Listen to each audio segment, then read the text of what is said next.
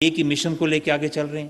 کیا وہ وی این جو یہاں پہ ڈسپلے کیا جا رہا تھا، وی این 2030، احسن اقبال صاحب جس کے پائنیئر ہیں، کیا وہ وی این ہمارے تمام ہیلتھ سسٹمز کے اور ورکرز کے ذہن میں موجود ہے؟ ابھی چند دن پہلے ہم یہاں پہ اسی ہال میں ورلڈ آٹزم ڈے کو منا رہے تھے اور اس میں اویئرنیس پھیلانے کی بات کر رہے تھے. اس میں بھی سب سے اہم ایسپیکٹ جو کھل کے سامنے آیا وہ یہ تھا کہ ہمیں کولیبوریٹ کر کے اکٹھے مل کے چلنا ہے. آٹزم پہ صرف ایک آٹزم کے ایکسپرٹ کا جاننا کافی نہیں ہے، تمام جنرل پریکٹیشنرز کا، لیڈی ہیلتھ ورکرز کا اور ان تمام سب لوگوں کا بھی جاننا ضروری ہے تاکہ وہ آگاہی پھیلا سکیں اور پتہ لگ سکے. کیونکہ آٹزم کے حوالے سے بہت ضروری ہے کہ اس کی جو اگر ہم ڈائگنوز کر سکتے ہیں تو پھر علاج شروع ہوتا ہے اور وہ شخص پھر مینٹلی ریٹارڈڈ سمجھے جانے کی بجائے وہ بچہ ایک مفید شہری بڑی آسانی سے بن سکتا ہے. کیونکہ آٹزم جو ہے وہ اس حد تک اگر right training and right approach کے ساتھ وہ بچے ایک مفید شہری بن سکتے ہیں. بالکل اسی طرح باقی سب چیزوں میں بھی کولیبوریشن کی بہت ضرورت ہے. ہمارے پرائمری ہیلتھ کیئر بہت ضروری ہے. فیملی میڈیسن کی بہت اہمیت ہے. بحیثیت چانسلر میں تاکید ہمیشہ کرتا ہوں. کنگ ایڈورڈ میڈیکل یونیورسٹی بھی اس پہ کام کر رہی ہے. فاطمہ جناح ویمن یونیورسٹی نے باقاعدہ فیملی میڈیسن کے اوپر کام شروع کر دی ہے اور یہ چیزیں بہت اہم ہیں. ہمیں پتہ ہے کہ it's an age old saying which says prevention is better than cure, اور ہمیشہ آگاہی سے اویئرنیس پھیلانے سے ہی ہم پریونشن کی طرف جا سکتے ہیں تاکہ چیزوں کو ہم روک سکیں.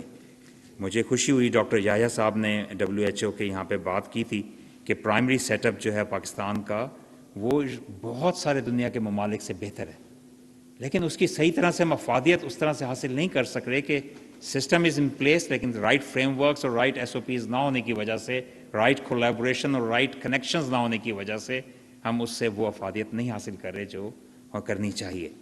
تو اس کو ہمیں بہت زیادہ بہتر کرنے کی انشاءاللہ ضرورت ہے.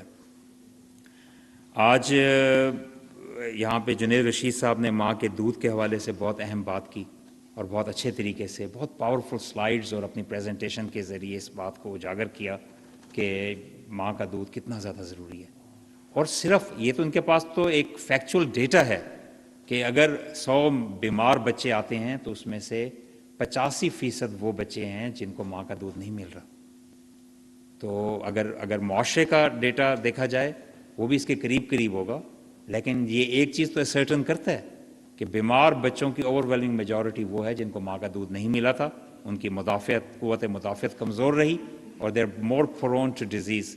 تو ہمیں معاشرے میں آگاہی پھیلانے کی ضرورت ہے مزید، اور اس کے کہ بھی ماں کا دودھ ایبسولوٹ نیسسری. اسی طرح آٹزم ڈے والے دن بھی یہ بات اسٹیبلش ہوئی.